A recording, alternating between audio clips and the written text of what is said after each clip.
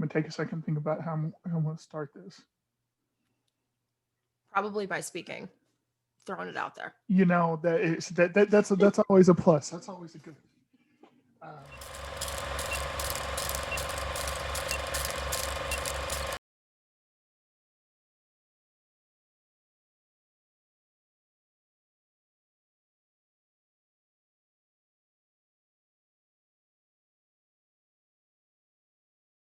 okay, we're back. This is Thinker. This is yet another one of these holiday series type things with 10Q Presents. But I've got my favorite pink haired lady on with me. Trisha, how are you doing? Hey, I'm doing good. We're in the same state now. Yes, we are in the same state. That is a big of note. We and everybody that follows you on Twitter got to see your a little bit of your travels, probably a With little bit Darth. more of Darth's travels than anything else. Um, but yeah, so for anybody that's not caught up on that, to tell us why the move. Yeah, sure. So, I mean, obviously, everybody is in a weird flux state that is 2020. And Mhm. I was in New York, and really, there was no reason to be there. I mean, it was dead. There's no, like, all the reason that people live in the city and deal with the crap that you have to deal with when you live in the city was gone. And our office, we decided that nobody was going to come in because it didn't make sense to put us, I mean, we're not like essential and as seen as, in 2020 terms, Yeah. and we can work from anywhere. So we are just kind of taking the time. And when my lease was up, I was like, you know what, I'm going to take this time and go be around humans, because I spent the entire time by myself, and so it's been really kind of nice having other people around. And I got to come be with two of my best friends from college. We all studied theater and music together, and so it's been really nice. Okay. Okay. And you talked about spending all that time with yourself and with Darth. Um, Yeah. is that kind of how reading cold emails dramatically ended up coming about? It was a way to kill some time. Honestly, yes. Okay, so it's funny. I get asked this all the time. People are like, "Oh my gosh, how did you come up with this idea?" Blah, blah. And I was like, to be completely fair, I was bored. So I would be working, and I'd get these emails come in, and doing some work, and I would read them dramatically to Darth, right? And his reaction, you've seen the videos, he does react to things really funny. So I was like, give me the head tilt, or yes, mom, I'm really interested. I want to buy that.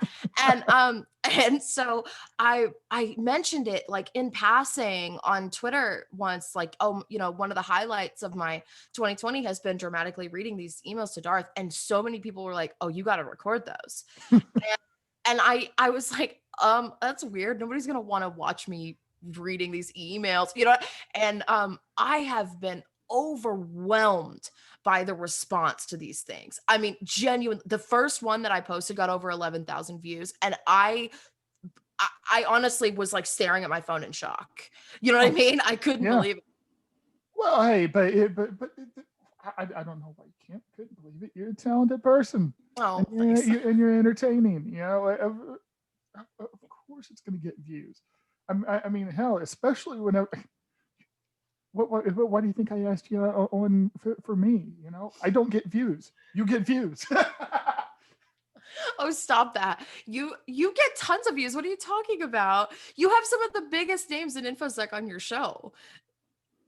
Yeah, but I would still dispute looking at the numbers, but okay. Okay, all right, all right. It's, but to be fair, my own story of why I started doing that anyway was I wanted an excuse to be able to talk to other people. Yeah, I You get it. know, and in the long run, I'm not really worried about the numbers. I have fun talking to other people, and if I can, if those conversations come up with something creative that somebody else would enjoy, then there's why I record them. Yep. So that is what it is. But it is a truth though that part of the reason that I was like, I've got to have Trisha on is because I got to thinking, she's talented. I can see what I can throw her way and see what her talents come up with. Oh no. Now I'm scared. Oh no, you were going to be a million times better at it than I ever have hope of being. So that's what matters. We'll see. As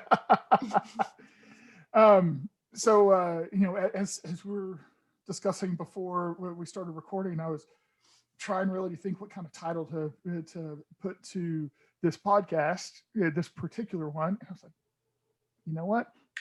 Infosec Improv. And so with that being said, the Infosec Improv is open and it is a holiday season. So we'll do a little bit of Infosec, a little bit of holidays, and see what happens. So we'll start with a easy one. Okay. A pretty easy one, and let's just say Santa got a new computer, and you are Mrs. Claus, and you're trying to deal with old man Santa with his new computer. Okay. And in fact, we'll even do it to do it like Whose Line Is It Anyway style, and and I'll buzz you whenever you hit a high point, and when we move on to something else. Awesome. Okay. Okay. All right. Do you want me to start? Yeah. Okay. What is that thing?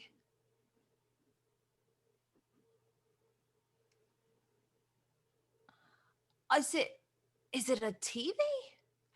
What is this? What the kids all? What is this? What does it even do?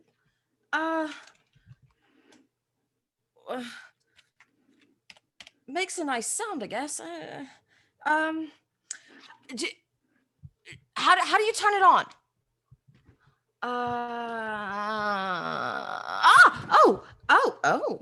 Okay. Let's see. Daddy Claus, what have we got here? Oh, what is this YouTube? Look at all the cats. Is this what people are doing when they're not making toys? How have you taken this long to bring this to me? Okay, let's be clear. I thought you were gonna jump in with me, so I'm waiting. I was like, wait a minute. Oh, she's waiting on me, isn't she? You're Santa in this.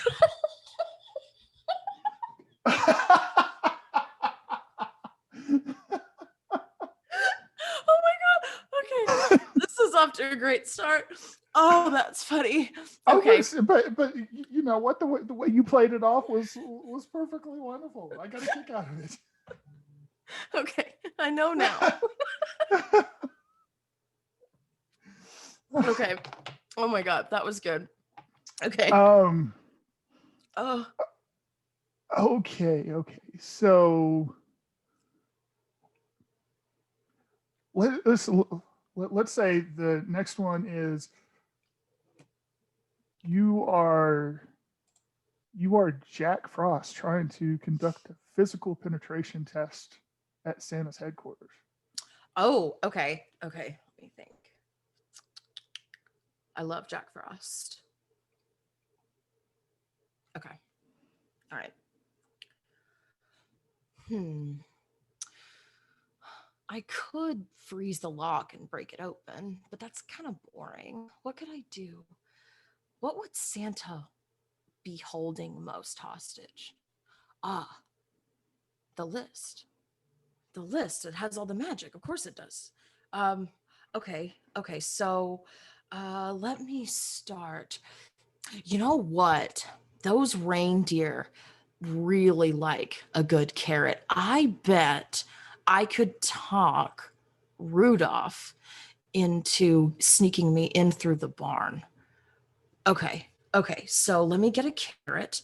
And then how do I get past? Oh, Mrs. Claus. She always is watching because the kitchen is right there with all of her cookies. Okay, what am I going to do there? Oh, I could go stealth mode. I could go stealth mode and switch around her just for that one because I want to keep this fun. Of course, I can be invisible, but that's no fun. Ah, that's what I'll do. I'll blow the pilot out in the pilot light out in the oven. She'll go fix that around back. Great. Okay, so I'm back there. Where does he keep his list? You know, he told me once. Oh no, he didn't tell me. He tweeted it. I'll go look. I'll go find it. Okay, great. Okay, it looks like he keeps it in the vault, which is secured by two frost authentication. Dang it. So it's immune to my charm. Okay. You know what? I will ask one of the elves what Santa's birthday is. I bet you it's that. I bet you it's his add in Mrs. Claus. Maybe try some of the reindeer's names and their birthdays. I bet you I'd get the safe. All right, time to go. Okay, so then let's add on to that. The lead elf spots Jack Frost, and what happens next? Okay, lead elf spots Jack Frost. Hey, how's it going? Okay. Maybe that's not the best way to go about it. Maybe I should. Okay, if we don't want to talk, don't want Santa to know that I'm here. So I need to look like I'm here. I need to look like I'm important. I'm a little tall to be an elf, not too much tall enough to be an elf, but I'm a little too tall. And I stick out because I'm wearing blue and everybody else is in red and green for some reason. Okay, so let me grab a clipboard. I'm going to grab a clipboard. That always means something. All right, grab a clipboard, put it in front of my face, and duck into all the elves, literally duck into all of the elves. Don't worry, it'll be fine. And run. Oh man, you got me, thinker. I really don't know. Okay. Well, Jack Frost realizes that he needs the assistance of a four-hoofed. Yeah, he needs the okay. But the only four-hoofed figure that is willing to talk to him is that unicorn down the street. Okay. So here's the unicorn. I will now be cosplaying as both Jack Frost and a unicorn. Okay, let's see. So unicorn. Another day of everyone just thinking that because my blood is rainbows and glitter that I have to be happy all the time. And it's around Christmas, so that's even better. Hey, unicorn. Hey, how's it going? Oh, unicorns are always willing to help me. Okay, great. Frost. Of course. This is just what I need. As if my soul wasn't cold enough. Hey, so I really need to get into Santa's workshop. I couldn't find any of the reindeer. I really need to get into the barn because it's so funny. I left my favorite hat there, and it's really cool. It's a top hat. It's got this like steampunk. I really need this hat, and I left it there, and I was hoping that you would be able to help me out. And why would I do that? You're a unicorn? Aren't they like nice and helpful and all that? Not this one. What's in it for me? Well, I could put in a good word with the jolly man if you wanted to maybe be like a reindeer in training. I personally, I think it's just wrong that unicorns have not been included in all the Christmas songs. I mean, listen, Rudolph, he has a shiny nose. You have a freaking impaler on your head, right?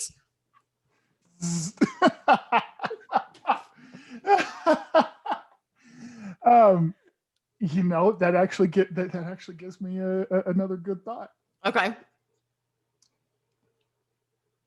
unicorn gets invited over by the reindeer to play, and they play reindeer games. But then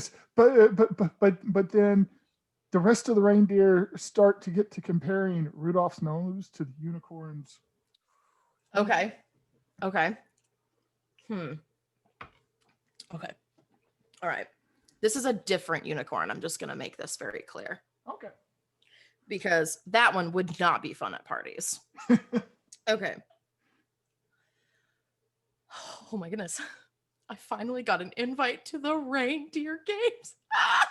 Okay. Be cool. Be cool, Uni. Be cool. All right. So, oh my gosh, that's Rudolph over there. He's like so famous. Like, I can't believe I was able to come here. I mean, he's like literally like there's a whole song about him. Okay. Composure. All right. Hey, Rudolph. Yo, what's up? New kid, huh? Yeah, hi. It's my first reindeer games. I'm really excited. I've been like practicing all week. Calm down. Look, let me just give you the ropes here. All right. Those of us, we're different. They already been talking. We're different. Okay. That's good, but it's gonna be a problem. A problem? What do you mean? Problem wasn't really the best word, but you'll see. Yo, horn.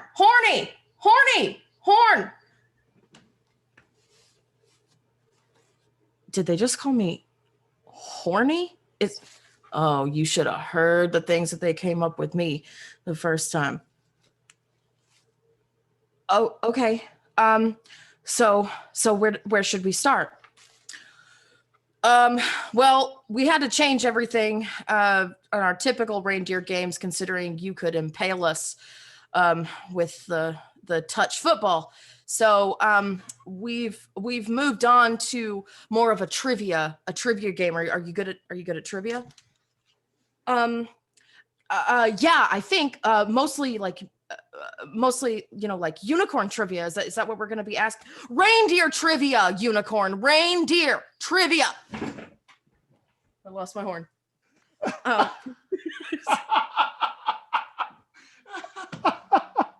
My God, I'm so bad at improv. So I need to tell you this. I should have warned you. I took an improv class, and it was one of the hardest things I've ever done. Improv is so hard, and it's a lot of fun, but I feel like I'm terrible at it. Oh no, you're doing good. You're doing good. You're doing good. Yo, horny. I had a moment where I was like, can I say that? I'm gonna say it. I gotta do it. Oh, I don't mark my things as safe for kids ever anyway. So that by far is one of the least offensive things that's probably been said on a number of podcasts that I've done. So so how was that improv class? What kind of stuff did they have you work on to try to pick up that skill? Sure. I mean, some of it is natural, right? I mean, like when you look at the people at Who's Line, I mean, those guys and gals are just absolutely brilliant creative minds. But one of the things that struck me as interesting is how many people doing improv really try to be funny. And this is something that I fall into a lot too. And I've had to work through in my stand-up as well, is they try so hard to be funny, and that's not funny to us. We recognize that as you are trying to be funny right now and it's not working. Whereas what do we find funny in real life? Why is it that the person, your best friend, is the funniest person that you know, better than every top billed comedian? Because they know you and they're just being themselves. Exactly. So when you say something silly, that's actually a lot funnier than trying to be. Yeah, it changed a lot.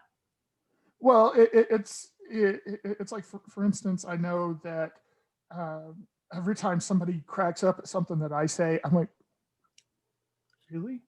Yeah. Really? and I do, whenever people find me funny, I don't know how they do. It's just, it doesn't make sense in my head.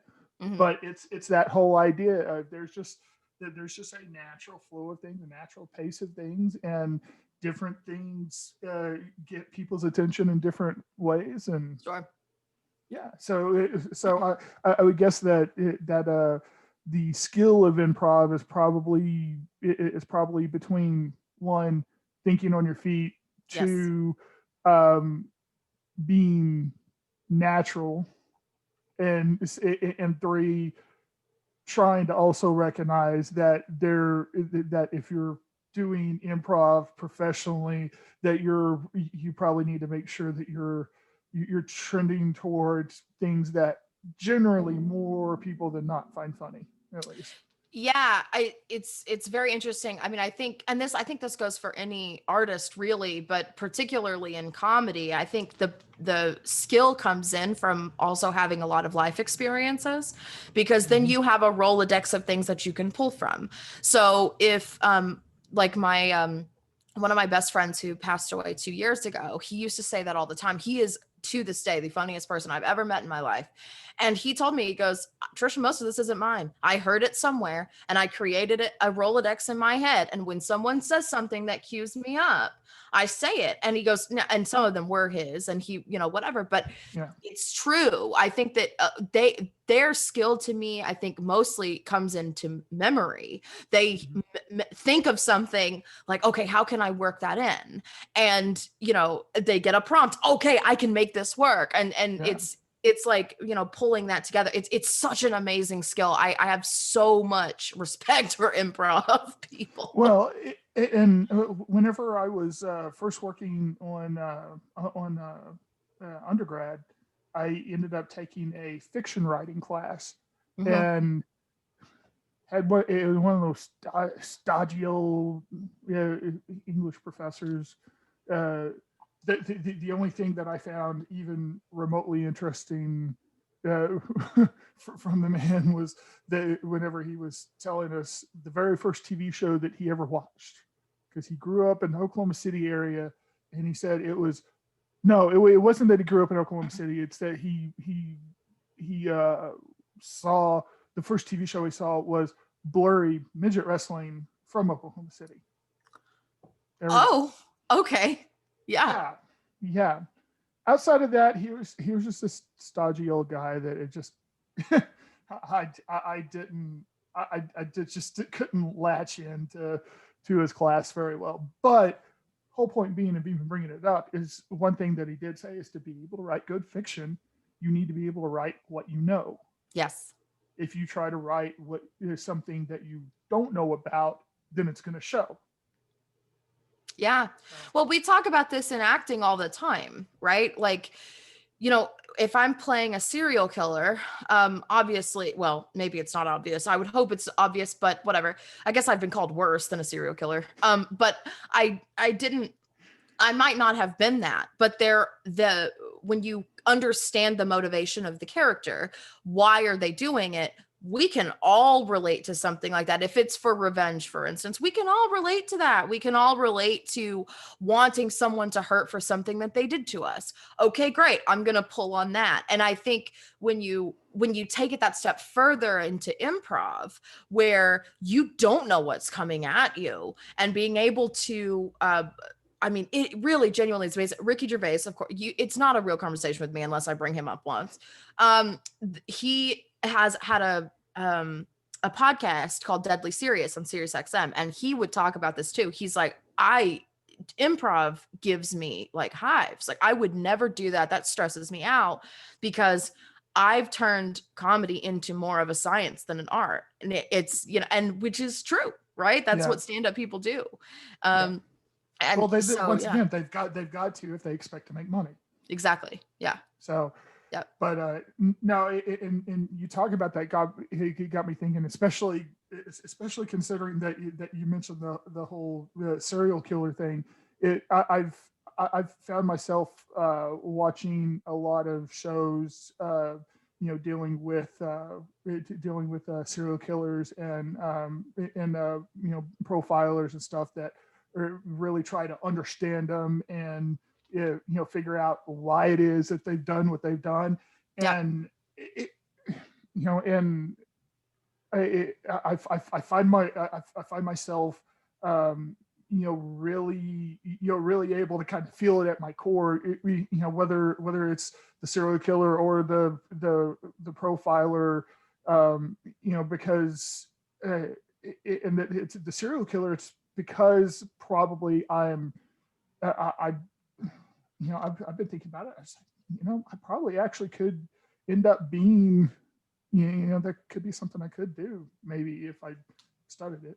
But being a profiler, I think, because there's like this innate empathy that you really have to be able to have to Yep.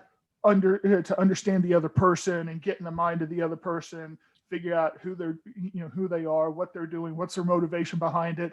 But all that's going through my head whenever you're talking about that, and I realize that's why RT people are so much better at being actors and comedians and improv people, because those tend to be the people that have the higher capacity toward empathy than most others.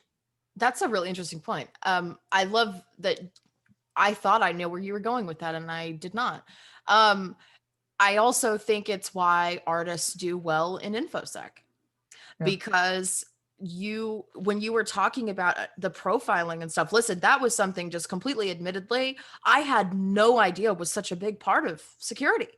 Mhm. And when I started in security, of course, I was doing mostly hardware stuff, so it was more about the bits and bytes, like the technical specs was interesting to me, and it still is.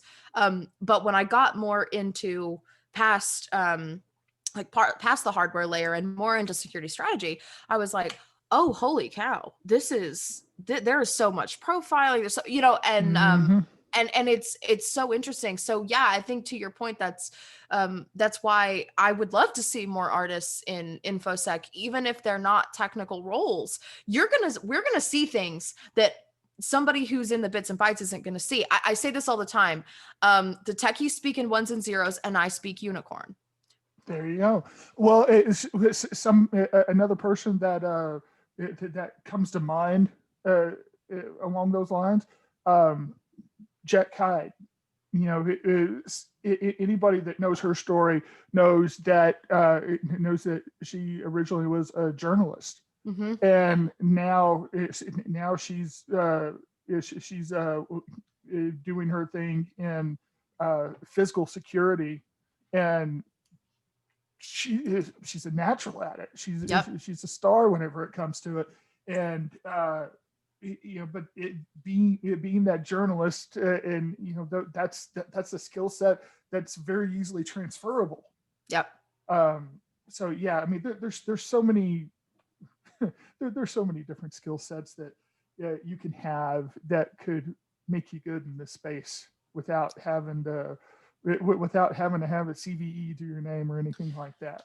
Yeah, but I think that's what makes this space so unique. And I'm sure every industry would say something similar about what makes their industry unique, but I will say one of the coolest things to me is how many people I have met in security that have these outlandish backgrounds or hobbies or whatever that you would never think would coincide. And then you're like, oh man, when I think about it, that actually makes a lot of sense. You know what I'm saying?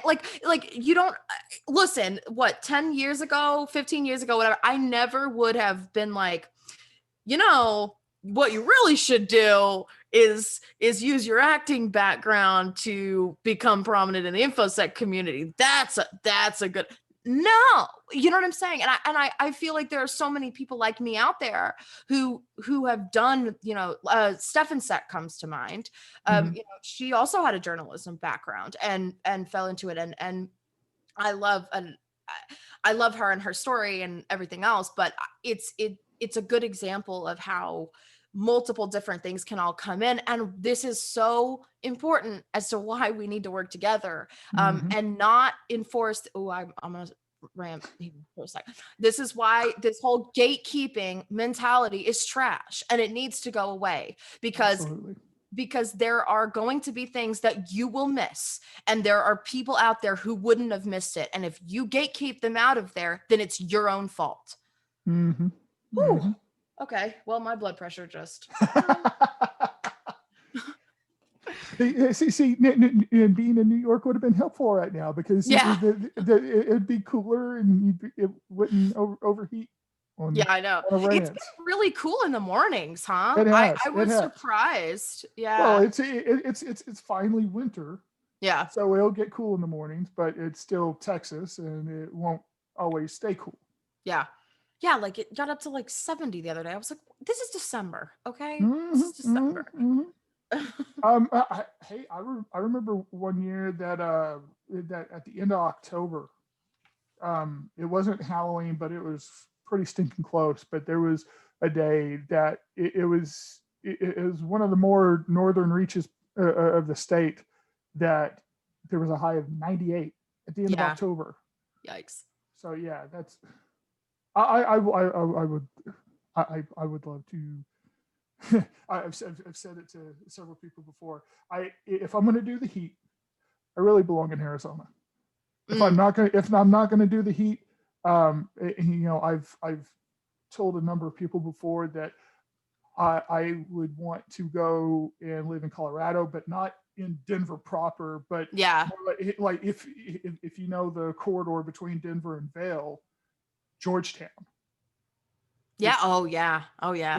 Georgetown is picturesque. It's right there in the valley, right off the interstate. It's just outside of the city, but it's only 30 minutes to get right in the middle of Denver from there. Hmm. So unless the roads are just in horrible shape, but wait a minute, it's Colorado, and they have to do that regularly. They're good at upkeeping the roads during the winter. Yes. Yes. It So makes a big difference. yeah, so that would be the perfect place, because I don't have to be in the middle of the city, but it's still easy to get to the city. Yeah. When I was in Connecticut, when I first moved to Connecticut, I remember my boss at the time, and just for reference, because it's fun, he looked and sounded just like Joe Pesci, and grew up in Brooklyn in a time when that was a very different thing than it is today.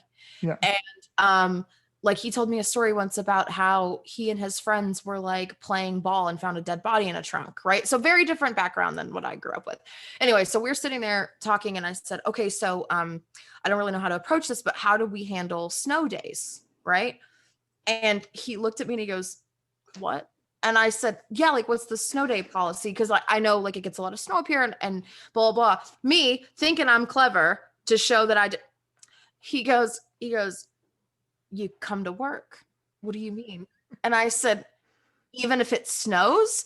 And he howled. He was like, okay, Texan girl. Yes, we come to work when it snows, because it snows all the time. And I was like, oh my gosh, I don't know what I'm gonna do here. And sure enough, but what to your point about they know how to take up the roads, I was blown away by how quickly, and but they have to do that, right? I mean, it's just like whenever we hear of somebody up there who doesn't have air conditioning in your house, you're like, I'm sorry, how is that possible? You know what I'm Yeah. saying? It's just funny how when you move around different places, even within the country, because it's so big, just like little things like that. I'll never forget the look on his face though. He's like, you come to work, Trisha, what do you mean?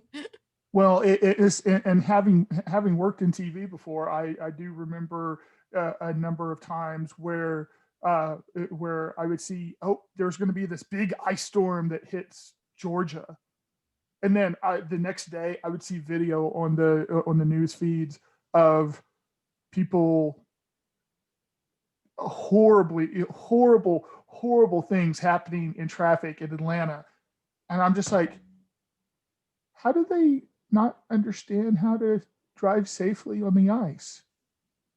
But then after every time I would have a thought like that, I would stop and think, okay, this is probably the first ice storm in at least 3 years. Yep.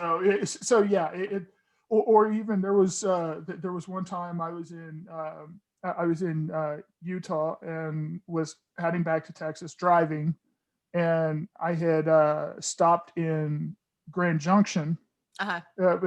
for the night. And the next morning I get up and in Grand Junction, they do have a local, at the time at least, this may have changed, it's been a few years, but there was a local ABC station, a local CBS, a local NBC station. And on all those stations in the morning, they talked about the weather a little bit, but it was perfectly fine. Well, they didn't have a local Fox station, so the place I was staying had a feed of the Fox station out of Denver, Mm-hmm.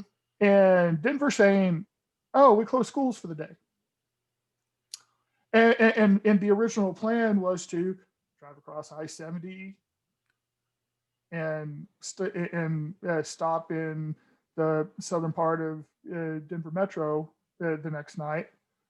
And I saw that. I was like, let's try something different. So ended up going south out of Grand Junction and was thinking maybe if I get further south, I can go across one of the other passes and avoid a lot of headache. I go and I'm going to go. I end up going to go cross Monarch Pass, Mm-hmm. and I get up to about 4,500 feet, and the roads aren't necessarily good, but I'm still doing okay. And then at one point, I pass where these people were crawling up to the road, where it looks like their vehicle had like literally just gone off the road, not just a few minutes Oh my before. gosh. So like, okay, let's turn around, let's try this again. Right. And tried a couple of other different ways too. And in the long run, I ended up going back up to Grand Junction and across. But at that point, I-70 from starting at Grand Junction going across was in good shape. And it wasn't until I hit the Johnson Eisenhower Tunnel where all of a sudden it got a little slick. Gotcha. So it was almost like everything in Denver got sent up onto I-70 during the day, because ended up it was Morrison that I ended up staying in that next night, and got up the next day, and the roads that next morning were like nothing happened. That's crazy. So yeah, I could swear that everything that is in Denver went up and worked on I-70, and then they came back and worked in Denver overnight. Uh-huh. So yeah, places that have to deal with it more regularly are better at it by far. Yeah, of course they are. I mean, it's so funny though how different it is even within the same country because of the size of it. You know what I mean? Like it's hilarious to me. Yeah. Well, and a lot of that's too why one of a number of reasons why in New York City so many people use public transportation. Yeah, of course. It's easier to do that. Yeah. Well, it's easier and it just takes less time. I mean, listen, I have plenty of rants about the subway system, but I will say it could take me the same amount of time in a car to go half a mile than it would for me to do 3 in the subway, right? And so, it's not always intuitive, and they change things all the time and whatever, but yeah. Well, they do provide great comedy content though. Oh, no doubt. Yeah. No, and you even talking about how long it takes to get through New York City on surface traffic. That makes me think of times that I've listened to Howard Stern, and and the back and forth that he has with the guy that drives him every day. Sometimes he's like, why did you end up doing this and going around here? Yeah. Well, it's because it was going to take less time to do this and that. And her would be like, but it didn't. Why did you do that? That was Didn't, yeah, stupid. I know. It's so funny. It's well, and the crazy thing about it too is that you never know. So like there are certain things that's like, okay, yeah, let's avoid the FDR at all costs because that's just always backed up. But there have been times that I have been in a cab and the FDR was the fastest way. And like, I don't know, it's crazy. New York traffic. I mean, I think any city traffic is like this, but particularly ones that are set up to be a city like New York, where they have certain things that are only one ways, and you know what I'm saying? Like, you have to factor that in, and when you look at the distance for how long it takes you, you're just like, it really took me an hour and a half to go 5 miles. Are you joking? Whereas down here, you know, you know what I'm saying? It's just Yeah, so yeah. funny. It's so funny to me. Well, and the closest I've gotten to having to get around a larger city would be Chicago. Yeah. But the one time I went to Chicago, I intentionally just said not renting a car, and I was staying downtown anyway.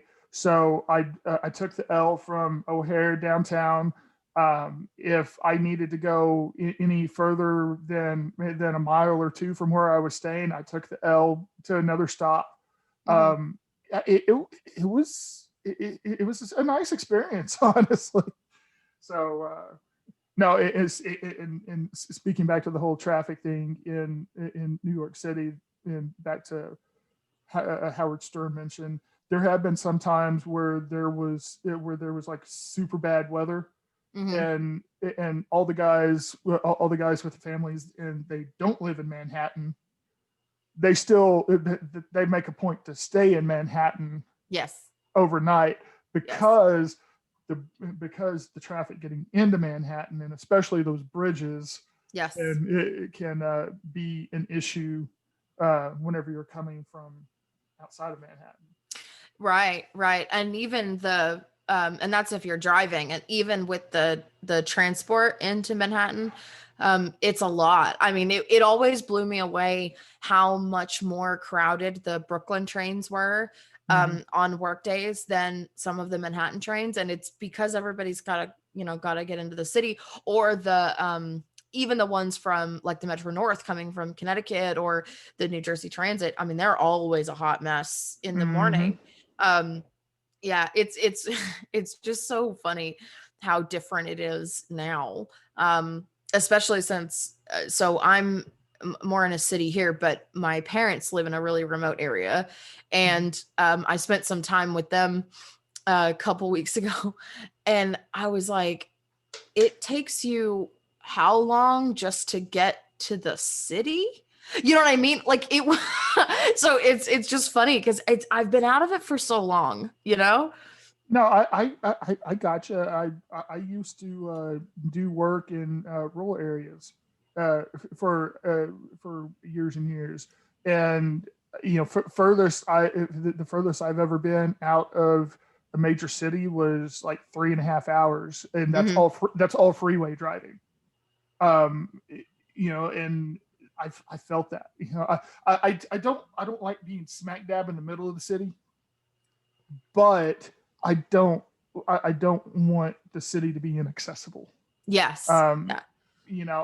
I really think about the only way that I can make that whole being smack dab in the middle of the city would change for me is if like I was actually in like say if I was living and working in downtown Chicago, I could do Hmm. that. I could do Right. that. That's good. Which means that given the right situation in New York, I'd probably be good too. But well, comparing cities like Chicago and New York to cities like Dallas and Fort Worth, there's New York, there's Chicago, then there's Dallas. Yeah, right. Yep. That's why I don't like cities, is because I'm in an area of the country where cities mean distance Yes. and not Yes. and not always people. Did I tell you? I think I did on our last time about why I got involved with the theater group that I did was because of that. That I was looking at I was looking at a map of Connecticut in the idea that I look at a map of Texas. Mhm. And so I moved to the town that I lived in, or that I was working in. I got involved with a specific group because it was in that town. And I'll never forget it. We were going to lunch. A group of us were going to lunch. And in 5 minutes, we were in a different city, a different town. Exactly. And I was like, Exactly. well, because they were like, oh, do you want to go to so and so? And I was like, isn't that in Bloomfield? And they were like, yeah, it's like, right. Yeah. Yeah, right. It was like, what's the issue? I was like, don't we only have an hour? Because I came in, I mean, it would take me an hour and a half just to get across Fort Worth, right? Of course, of course. So yeah, We're El Paso to Houston is the same distance as El Paso to Los Angeles. it's absurd. It's But just so in the funny. same distance in the Northeast, you could cross like 7 states. Yeah, right. Yeah, it was just so funny. I love that. I love the differences there. And coming back has been interesting because I think I appreciate things a little more than I did. Well, a lot more than I did when I was down here before. There are certain I mean, obviously the food, which we spent a lot of time talking about last time.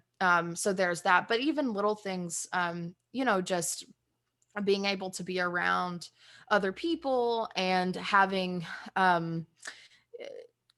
people be nice to you in places, like Yeah. I sometimes it's annoying, I'll admit. Sometimes it's annoying. Because I'm like, I didn't come in here for you to tell me your life story, mate. I came in here to like buy gum, but at the same time, it's really nice to not have to at least be greeted sometimes. Oh, of course, of course.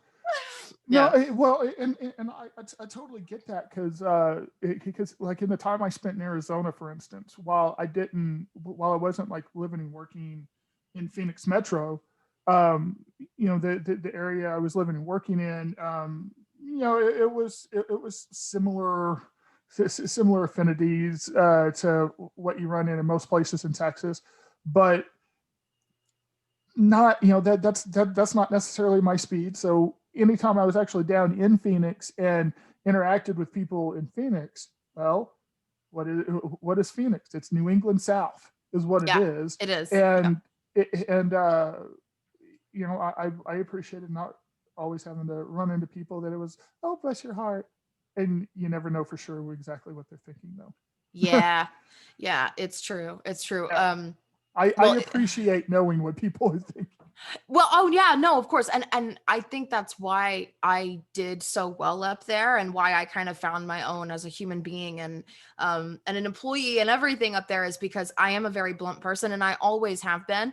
And that's not always well received down here. So it was a point of contention with some people that were like, oh, Trisha, Trisha's a bitch, Trisha's this, no, I'm honest, right? I'm just upfront. So I really expected that. Actually, a funny story. So when I was with my parents not too long ago, we went to the store and of course they bag your groceries for you, right? Mm-hmm. And I always use self-checkout anyway, whenever you can find me in a grocery store. I have been more in a grocery store more since I've moved down here, by the way, than I have the entire time I lived in New York City. Okay. So I went. Well, it's because bodegas are awesome. Well, yeah, obviously, but also just delivery. I don't know. So, That too. So we went in there and I'm sitting there and this kid is doing his best, right? Just bagging these groceries and I'm sitting and I'm like recognizing that I'm being rude, but I'm like, what, this is so long. This is taking so, I would have had this done, right? So I get outside and I said, Mom, how do you deal with how slow it is? And she just started laughing. She goes, Trisha, that was fast. And I was like, no, it wasn't. And so it's like, it's just really funny. I think the speed of things has been a little bit of an adjustment, but it's it was so funny. That was like the perfect example of like the difference that time like in New England and New York will do to you when you come down. You know what I'm saying? It was Absolutely. so funny. Yeah. It's so funny. Okay, so before we wrap up, let's circle back around to a holiday question. Okay. So what's one big holiday tradition that you've created for yourself up in New York that you pretty much, there's no way you're going to be able to pull it off while you're in Texas? Oh, okay. I guess this one would apply just because I have roommates now. So, every New Year, right? I never went out. I never did anything because New York, New Year's is a mess. Um, Also I known as batshit crazy. Correct. And I would always get myself for Christmas a brand new puzzle. And it was always the most challenging one I would do all year, whether that meant it was a really tough pattern or it had a lot of pieces. And every New Year's Eve, I would stay up and I'd have the ball on, whatever, listening to on with no sound because and I'd be playing my Alfie Bow or my Ricky or whatever it is, and I do my puzzle and I stay up all night and finish the puzzle. And then on New Year's Day, whenever I finally wake up, I do a big just spring cleaning, winter cleaning, whatever, Mm-hmm. and get rid of everything that I haven't used the year before or I don't really have use for it. And I go donate it on the second. And it was something that really helped whenever you know what I'm saying? Cause it was like, all right, I don't really want to do anything. I'm not really the party type anyway. So this is good. And it made me feel like I was starting the year off productive. Absolutely. Yeah. Yeah, and a lot more people out there would actually benefit from doing that kind of stuff anyway, whether they donated or not. Just like, okay, this hasn't been touched, it needs to go. Yeah. Yeah. I've been learning how to do that better the last few years myself because it's just clutter can do things to you that you don't realize. It really does. Well, move cross country. That's a good way to get rid of all the clutter. My goodness gracious. Oh, yeah. What? Hey, well, not only move cross country, but move cross country in only what you can fit in your car. That's what we did. Yeah. Yes. Yes. I've done that. Like literally a 4-door sedan, and the only room left after I packed the car was just what I needed to drive it. Yeah. Yeah. It makes a big difference. It makes a big difference. You learn what is really important and what's not. Absolutely. You know? Yeah. And you know what? One of these days, I'm probably going to find myself in a position of like, nope, just get rid of it all, get an RV, and My mom was talking about that. Yeah. I mean, the kind of work I do these days anyway. Yeah. The reality of needing to actually physically be somewhere. Yeah. No, honestly, I think that's so cool. And you get to move wherever you want to. I mean, I think that's so awesome. Like just the idea of being like, I think I want to go to the Grand Canyon today. Awesome. You know what I'm saying? Like that would be really cool as long as you have an internet connection and everything else. I mean, why not? Yeah, I mean, because if you do it right, the only bill that you might have is the payment on your RV. Yeah. Because goodness knows, very few people could ever figure out how to pay for one outright with how expensive they are. But have a PO box somewhere that somebody trusted can check for you at least once a week. Otherwise, you really, there's a lot of ways to not have attachment to any one place anymore. Yeah, it's really, and I hope that something that's come out of this horrible year that we have had is that companies realize that people are more important than their property. And if you have somebody who is really good and they want to move somewhere else, then they want to move somewhere else. You know what I mean? Oh, and I got to ask one more question. Hi, Darth. Yeah, sorry. Somebody's outside. It's okay. I'm actually surprised that my cats haven't come in the room and express their opinions. So you moved back to Texas, even albeit at some level temporarily, because I anticipate you probably want to be back in New York whenever. Oh yeah, Whenever, when yeah. we go back into the office, I'll be going back. This was a temporary move. Yep. So, but so, how much have you actually seen your parents now that you live within even less than a half a day of getting to them? Yeah, I spent like 2 whole weeks with them. And it was nice. They live in a very remote area. And so Darth and I went out and spent Thanksgiving with them. And it was very small. It was, me and my brother and my two parents. And we, responsibly. Okay. We are responsible, but yeah, so I've actually gotten to see them, and I'll get to see them again for the holidays. And this is the first time in 6 years that I've been home for the holidays. Wow. I usually spend them by myself. Yeah. And so, yeah, I've gotten to spend a lot of time, and it's been nice. I think I needed it, to come back and kind of like chill out, if you will. Yeah. Hey, well, whenever you go back to the city, is there it's a Gap Smash. Oh yeah. Yes, She's I up know. in Connecticut now. I know. I had actually DM'd her when she moved, and I was like, I go up to Connecticut all the time because I still have so many friends up there. And we were planning something, and then all this trash happened. And I was like, yeah, so no, I'm definitely like, she's already on my list for that.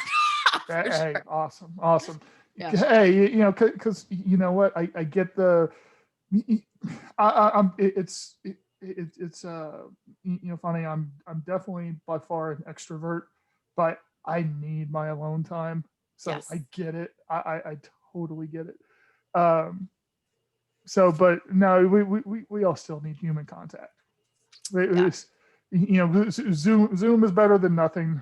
But Zoom is not even always the best thing.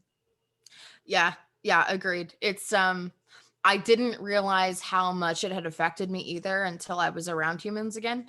And I was like, wow, this is like not an acceptable behavior for me. You know what I mean? Like, so it was like, it was a big moment there for a minute. And then what I will say is that it has been, I'm so glad that I moved in with people that I already knew. And, I've lived with my roommate before, and we all, whatever, but it was really sorely needed. I did not realize how lonely I was. And even talking to people on the internet literally all day long, that is basically my job, right? There was that first hug that I had from my mom. She was the first person I had hugged since this whole thing started. And I started crying because I was like, oh my gosh, this is, you know what I mean? It was really weird. Yeah, absolutely. Yeah. And I'm sure Darth has loved the reprieve from the city because he probably has some room to run around. Yeah. So my parents have cattle, and there's deer everywhere, and so he got to be quite the little country dog. I will say this. I have had country dogs my entire life, like farm dogs my whole life. And not one of them would ever pass a cattle grate. My little city dog just darts over it like it's nothing. So I just laughed so hard. My mom didn't believe me. She's like, he doesn't cross the cattle grate. I said, come watch him. And sure enough, his little prancy like walks right over it. Oh, he's probably had to cross over worse in the city. Well, that's fair. That is fair. Yeah, but it was no, he's enjoying it, and we have 2 cats here as well. So he's made some new friends, and that's been fun. Okay. Yeah. All right. Well, we'll go ahead and wrap it up, but before we do, one, I'm gonna go pull a clip of your dramatically reading cold emails and drop a few seconds in right here. Oh. Next up, put your hands together for Dramatically Reading Cold Sales Emails, episode 13, The Bombing Comic. Hello, renditioninfosec.com owner. How we doing tonight? I was browsing your website and found that you are spending a fair more of money on AdWords, but your campaign is all going waste. Better switch to something best, successful, and cost effective. Our organic listing solution will offer assured results within a short time period compared to AdWords. If interested, then feel free to ask us. We can share a detailed proposal with the client portfolio and testimonials. Tough crowd. For quick communication, you can share your phone or WhatsApp number. I look forward to hearing from you. With warm regards. So plugging your creative efforts and give you a second, since you've had Holistic Cyber over your shoulder this entire time. If you want to say anything Sorry. No, that's okay. By all means, if you want to say something about your employer, by all means. Oh, I mean, we defend what matters. That's what we do. No, I will say something kind of about what we do, but more a token of appreciation. I've really come to realize how important having an employer who appreciates your creativity is. And so kind of tying in the DRCSE and the employer together, I have been in the position before where I would start doing something that I really enjoyed and brought me a lot of joy, and thus also brings more awareness to the company, and was shot down or belittled or whatever. And I gotta say, they have really done a lot of good for me in that regard, and supported me and whatever. So I do appreciate it, and I appreciate them very much. And whenever you get people appreciating what you're doing, and allowing you to do what you can do well, that only pays dividends for them too. It's a nice mutual beneficial existence right there. Yeah. And that, by the way, we can pencil in for next time for our little rant session, because need to get Stefan second on that one too, because we go on just absolute rants about corporate behaviors. Hey, rants can be fun, and goodness knows if we do that, that could be just a moment for me to just kick back and just take it all in. I see. Sometimes situations like that, I just like to be there when it's going on and just to take it all in. So yeah. Sounds good to me. So, well, thank you for having me again. Absolutely. You are excuse me. You are always welcome to come on, and hey, you're wonderful. You're wonderful. I hope that I wasn't too terrible at improv. Oh no. You had me just in stitches. So great. I am not a very big out loud laugher. So what you could see is what you could see and hear or not hear of me. That is my equivalent of LOL or ROFL. Perfect. So I promise that it actually is the truth. Okay. So, I believe you. All right. So yeah, thank you, Trisha.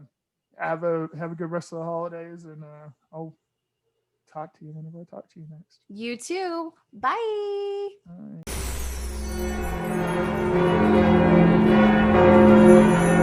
right.